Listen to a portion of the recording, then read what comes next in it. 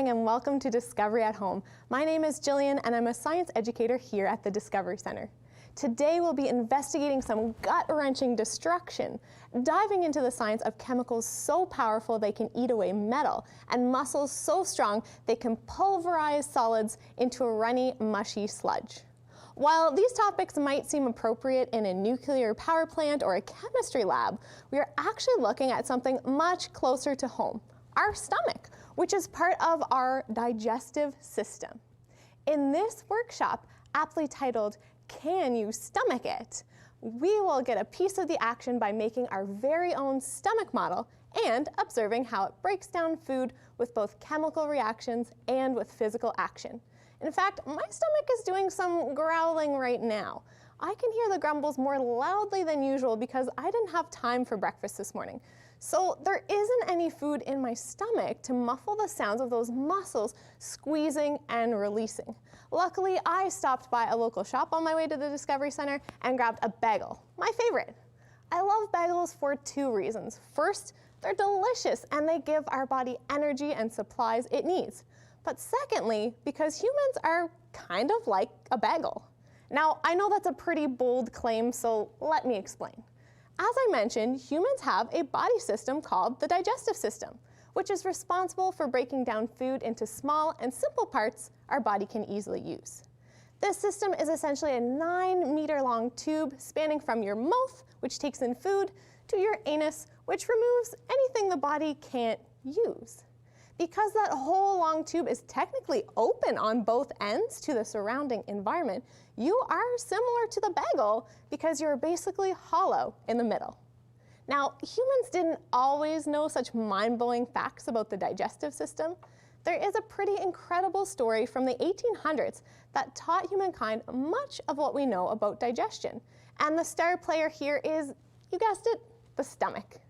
For context, this was a time where we knew almost nothing about how digestion works because it was very difficult to see it in action. The best guess scientists had was that there was some sort of grinding device in the stomach that turned food into a pulp. Then along came a young Canadian named Alexis St Martin, who would change this thinking. It all started when St Martin was injured in a terrible accident that left him with a hole right through to his stomach. He had several surgeries to try and stitch the hole back up, but he became, for lack of a better phrase, fed up with it all. It's not hard to imagine why, because this was a time before painkillers and without proper disinfecting practices during surgery.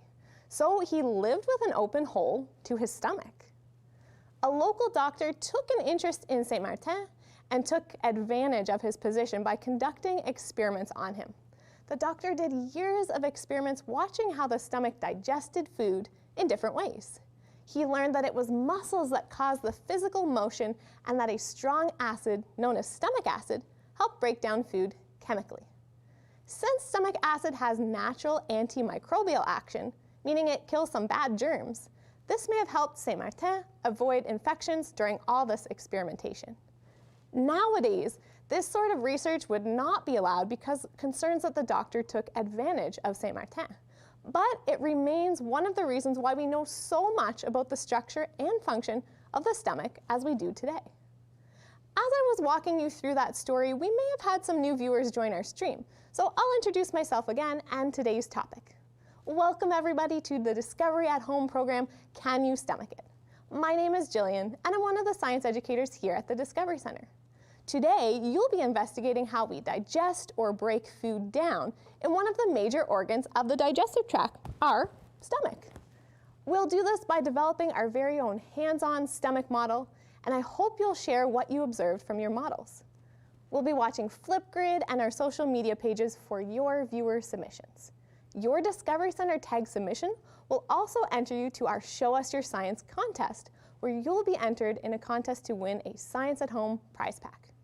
All right, now it's time to dive deeper into the pit of your stomach with our special guest, Natalie, our health science specialist at the Discovery Center.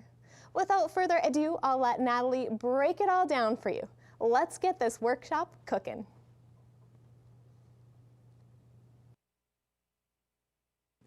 Welcome everyone to the Can You Stomach It workshop. I'm Natalie, and I'll be your special guest for the day. I'm the health science educator here at the Discovery Center, and I spent many years studying how what we eat impacts the human body.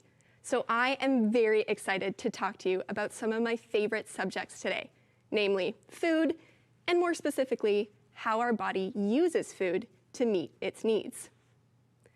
To help us in this exploration, I thought it would make sense for me to bring along one of my very favorite foods. And it's been a classic for, just a mere 10,000 years or so. Any guesses? It's bread. This slice of bread holds within it the supplies and energy my body needs to thrive and survive. But can I just take the bread and put it against my skin to absorb everything I need from it? Nothing really seems to be happening. Okay, I admit it. This was a bit of a silly experiment because most of you probably had a gut feeling that this wasn't going to work. I did it to show you that something needs to happen to the food like this bread before our body is able to get at the essential energies and supplies within. The challenge with food is that those essentials come in forms that are way too big and complex for the smallest building blocks of our bodies to be able to use right away.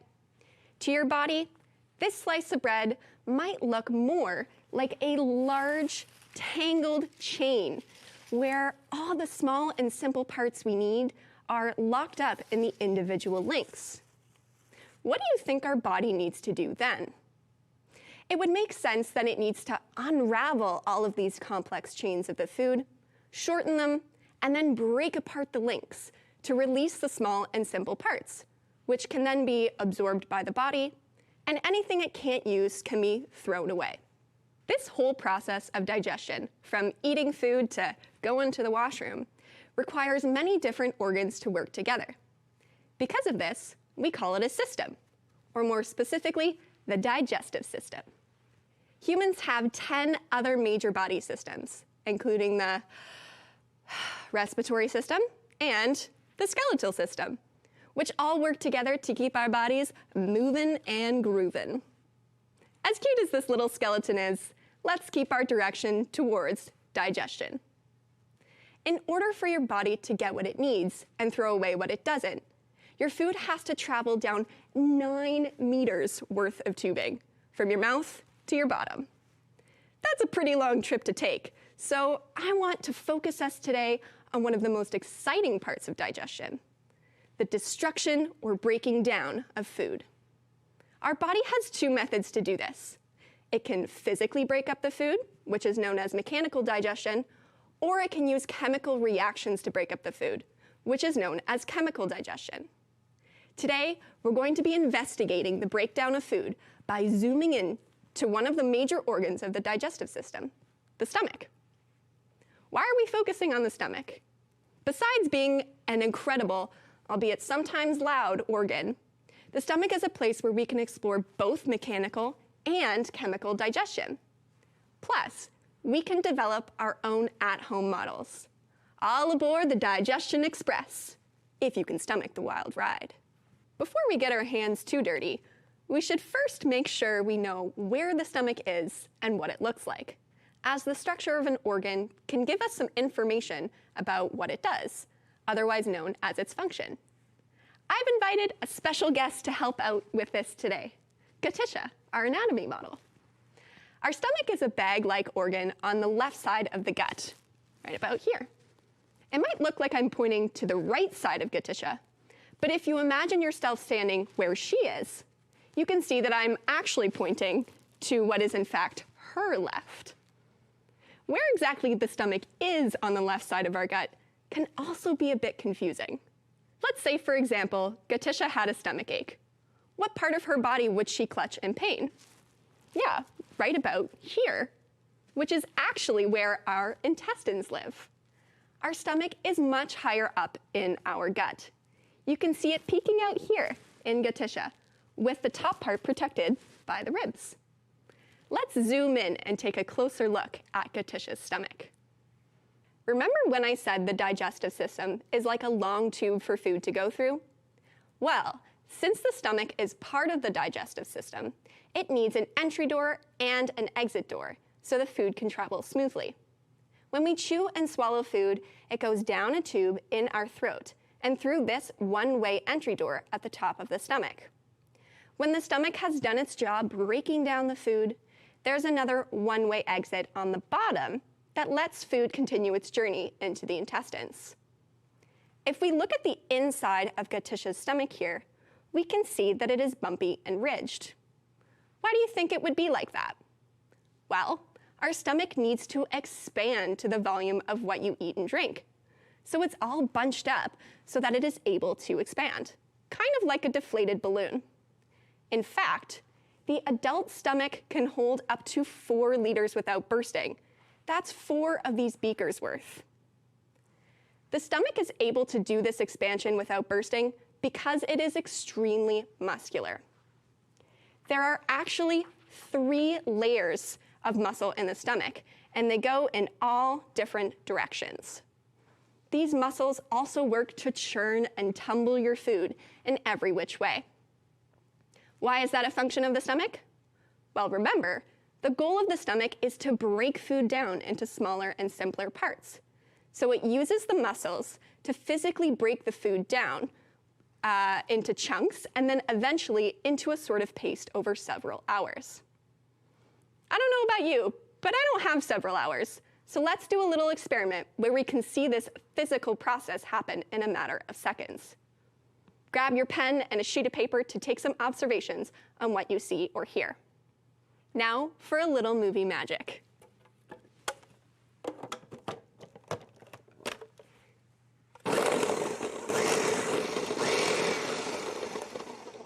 And we have ourselves a very appetizing smoothie. Ooh, look at that. Wow. Amazing.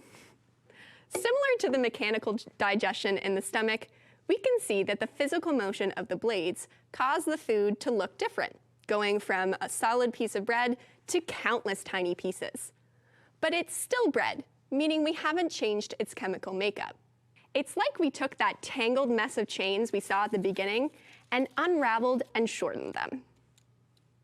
Mechanical digestion is pretty awesome, but do you remember the second method of digestion I said happens in the stomach? Yes, chemical digestion. I'm sure you've noticed that I've put on some protective equipment here to help keep me safe, because chemical digestion in the stomach means we need to talk about a pretty strong acid, stomach acid. It's so strong it can eat away at our skin, plastic, and even metal. So why would humans have evolved to store such a strong and potentially dangerous chemical in our own bodies? Well, because we needed to help the stomach break down food into those smaller and simpler parts that our body can use. That is how important digestion is for survival. If you think back to our chain analogy, it would be like ripping the individual links apart to release the small and simple products that were trapped inside, the supplies and energy. Stomach acid sets off a chain reaction, activating other chemicals in the stomach, which, once themselves activated, make the chemical reaction of breaking food down happen faster. I think we should probably see this in action. What do you think? I'm going to show you a reaction similar to the one that happens in the stomach. But just like I did with mechanical digestion, I'm going to speed it up and make it even more exciting and explosive. Don't forget to grab your notebooks and take down some notes about what you see and hear as the reaction occurs. Additionally, please remember that I'm a professional, so this shouldn't be tried at home. Here are all the materials I need for the reaction. First, we have our wonderful stomach here, to which I have added my stomach acid. Next, I'm going to squirt in some regular old dish soap, which will help us see an important part of the reaction. There we go. Next, I'm adding in some food dye because, as it turns out, whoever owns this stomach had Fruit Loops for breakfast. So we've got some red. Maybe we'll add some green. And, oh, why not? We'll add some yellow too. They are Fruit Loops after all. There we go. Amazing. Finally, I have the chemical that speeds up the reaction. Wherever you're watching from, count down with me. 5, 4, 3, 2, 1. Oh, destruction is happening. Wow, you can see that the acid and the chemical are reacting together, and eventually we're gonna have it boil over in our stomach. As this starts to calm down, let's not forget to observe what's happening. We're left with the gas released, which we can see trapped by the bubbles here, and the brand new product, namely those energy and supplies needed by the body. This tells us a chemical reaction occurred, meaning this was definitely chemical digestion. Now it's your turn to observe what happens in the stomach, making your own model that shows that chemical and mechanical digestion take place at the same time, using some common and safe materials. First, you want to gather everything you need. This includes a Ziploc bag, some vinegar and baking soda, a bowl, or you can use your sink, and some strong hands. We will be using these materials and actions to try and digest our bread here. If you don't have bread, you could always use crackers or cereal. I like to try and predict what I think will happen before I do an experiment. So my prediction is that the middle of the bread will break down, but I don't think that the crust will. If you have any predictions, write them down now. Take your slice of bread and tear it into pieces with your hand. Place the pieces off to the side. What do you think your hands represented when tearing the slice up? Next, you're going to want to open the sandwich bag, which represents the stomach. Slowly add the stomach acid, represented by the vinegar. I like to put the bag over a bowl just to make sure I don't get vinegar everywhere. Add the pieces of bread to the sandwich bag. What do you think this motion of your hands might represent? Make sure each piece of bread is thoroughly soaked by the vinegar. If not, add a little bit more. Now it's time to add in the baking soda.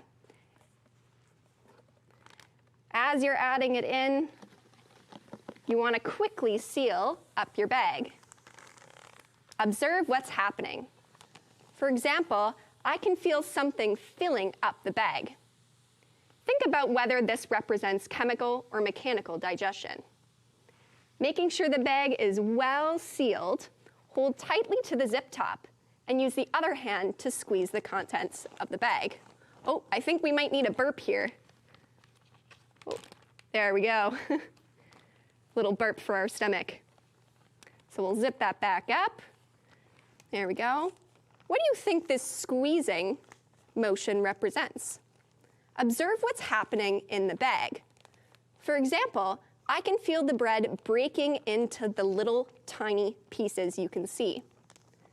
Think about whether this represents mechanical or chemical digestion. Finally, you're going to want to organize the details you have discovered about chemical and mechanical digestion in the stomach in a chart, like the one that I have here. Charts like this can help you compare the similarities and differences of the two methods of digestion you have just observed. And now, my iron stomach friends, it's your turn to try and make your own stomach models at home. Again, you will want to observe what is happening at every step, noting details about what you see, hear, smell, and taste. Okay, I'm just kidding about taste. Your experiment would not taste good at all. And beyond that, we should never taste science. Feel free to add in any other variable you think might be important, like time or temperature. Don't forget to use your observations to fill out the chart comparing chemical and mechanical digestion. So like a good scientist, you have proof of what you know. But hey, wait. What happens once your stomach is done digesting the food, which released that energy and those supplies the body needs? Well, then your body will absorb them into the bloodstream, circulating them throughout the body in a system, once again pretty appropriately named circulatory system. Since the stomach I made here doesn't exactly have an outdoor, I'm going to make one and let all those essentials out into the blood. Amazing. As you can see here, I'm left with something that looks, well, less than appetizing. If I add in some brown color, oh yeah, we all know what this is. We know the ending of this story. So I guess I better bring up where it belongs, the trash can. Thanks, everybody, and we'll see you later.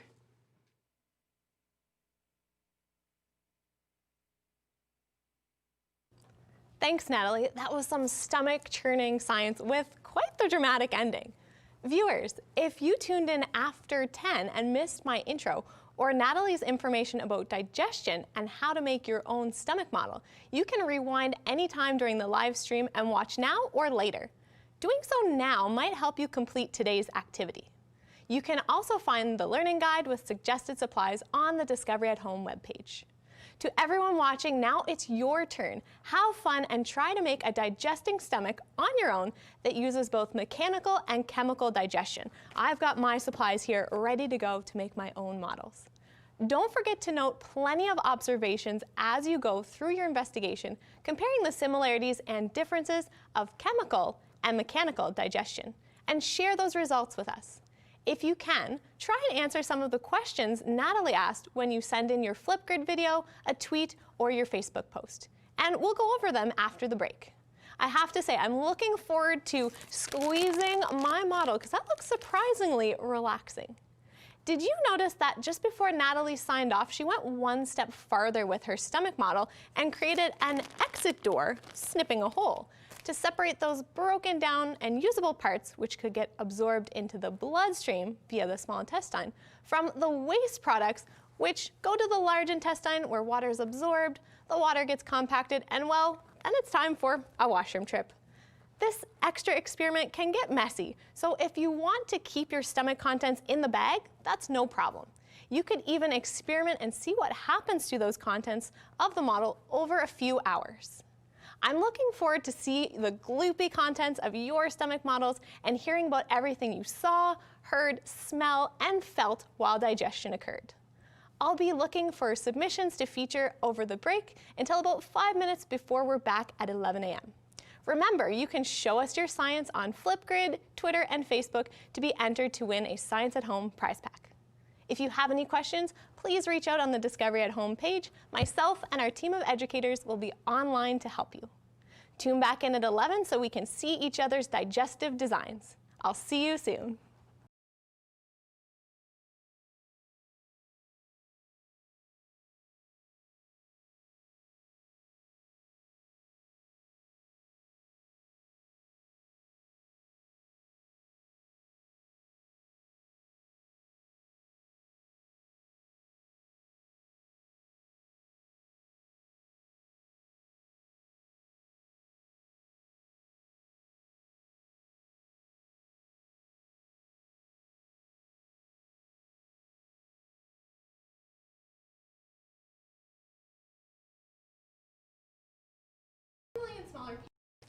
It started as a whole piece of bread.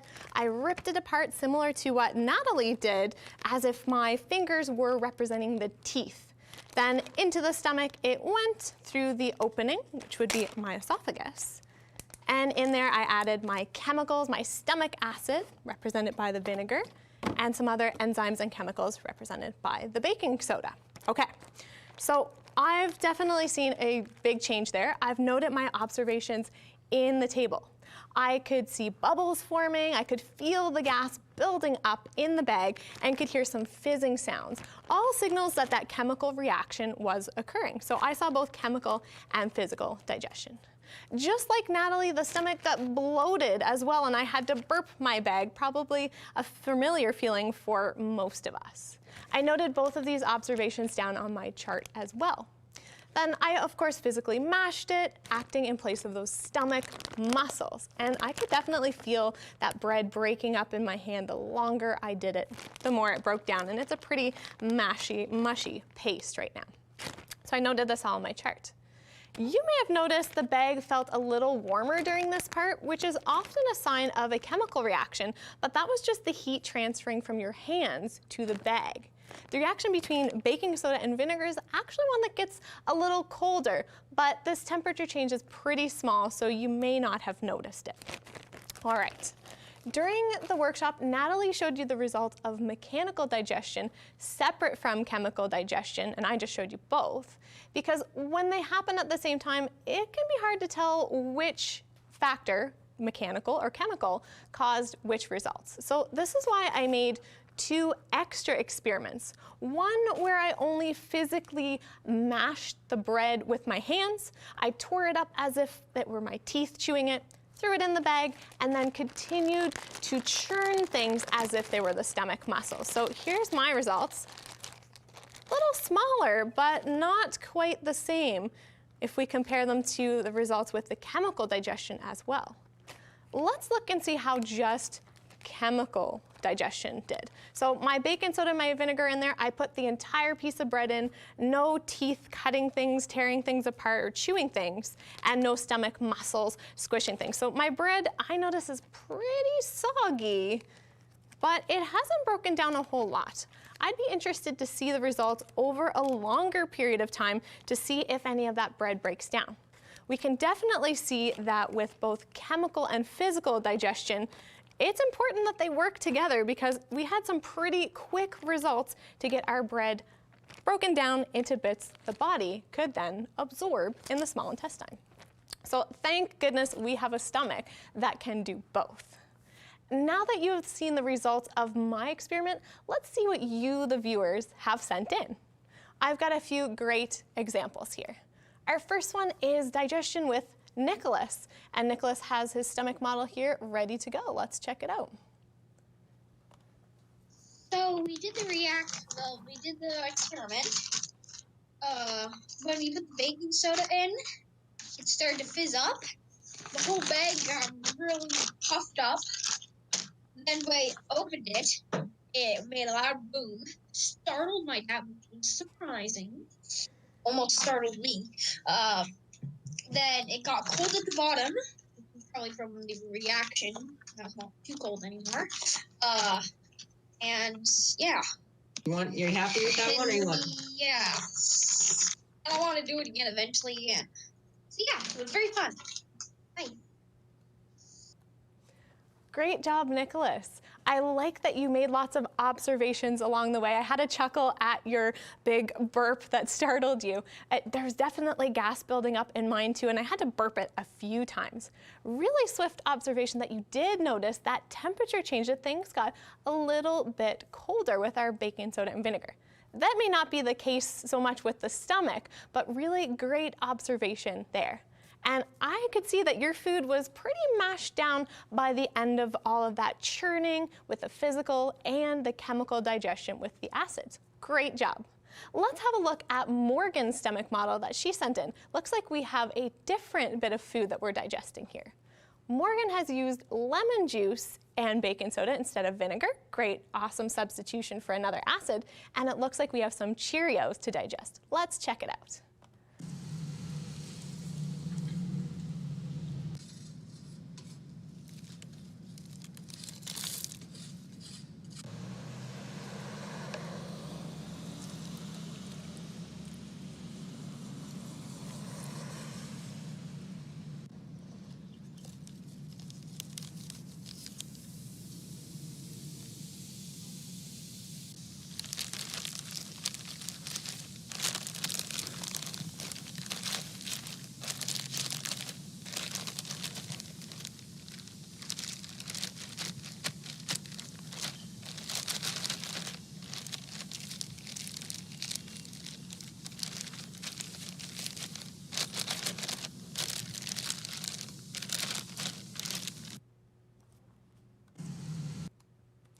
Great job, Morgan. I noticed that at the end of your stomach model experiment, even with some mashing and churning by those muscles represented by your hands, some of those Cheerios were still whole.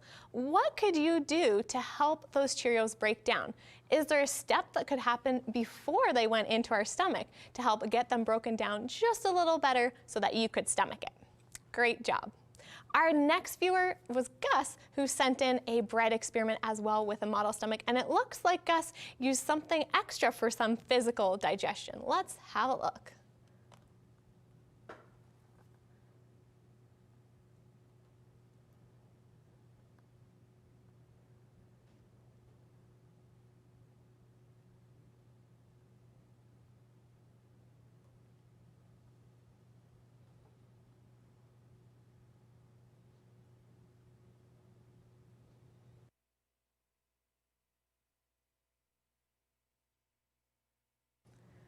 So great job, Gus. I like that you got that potato masher in there to start mashing it up, kind of representing the teeth. And maybe that was the molars grinding things, the big teeth in the back, and then you used your fingers as those teeth in the front tearing that up to get things ready to go into the stomach. All right, so I see you've added your chemicals and we're ready for reaction. Let's see what's happening. I see fizzing. I bet you could hear it as well. And it looks like we have some gas building up. You might need to burp that stomach. Aha. Great job. Thanks to everybody who sent in their creations. Those are some really great stomach models. I also had a question roll in which Natalie was actually hoping somebody would ask. The question is, how does food get into the stomach? And I think we probably all somewhat understand that after we swallow our food, it's moving through structures in our throat to get to the stomach. But maybe they're wondering, is it just falling into the stomach or is something else happening? So I'll turn it over to our health science specialist, Natalie, to help answer that question for us. Hey everybody. We had a great question from one of our viewers. The question was, how does food get into our stomach? Well, we're pretty familiar with the chewing part of digestion, and we can swallow the food down, and it goes through a tube in our throat called the esophagus. Now, the esophagus has similar muscles to the stomach, which push and squeeze the food down into the stomach. As you can imagine, going from here to here, we also have some help from gravity to push the food down. But I'm going to prove to you today that you actually don't need gravity at all to get food into your stomach. All you need are those muscles and that peristaltic action. Now, we're going to do a little experiment, but before we do, I want to remind everybody that I am a professional, okay? It's very important not to do this at home, and I actually have my colleague here who is first aid trained. So if anything were to go wrong, they would be able to jump in and help out. All right, let's go behind the scenes. Follow me. So what I'm going to do is I'm going to take a bite of this granola bar, and I'm actually going to flip my body upside down to show you that we actually don't need gravity at all to get food down into our stomach. It's helpful, but we don't need it. So what I'm going to do is I'm going to take a bite, and then I'm going to turn my back to you, and you'll be able to see me chew and swallow without the gravity that we have there. So we're going to take a bite. Okay, I'm going to turn around.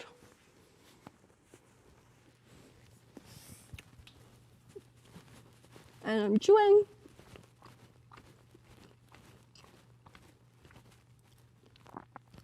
And there you go.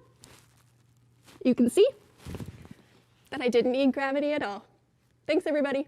Thanks, Nat. That was a really cool experience to see that even when you're upside down, the digestive system is still in action. And just before I wrap things up, I want to mention that we use the table to show off our results. And I think there are a lot of other ways that we can learn and organize the details as we're watching an experiment or making our observations. So I also have another way here. I'm a pretty visual person, so I've got my model here of my stomach in the Ziploc bag compared to a drawing of a real stomach. So we can kind of talk about how those different parts compare. So we've both got an entrance. Our stomach, of course, has an entrance at the esophagus into that top of the stomach through a little sphincter or a ring of muscle.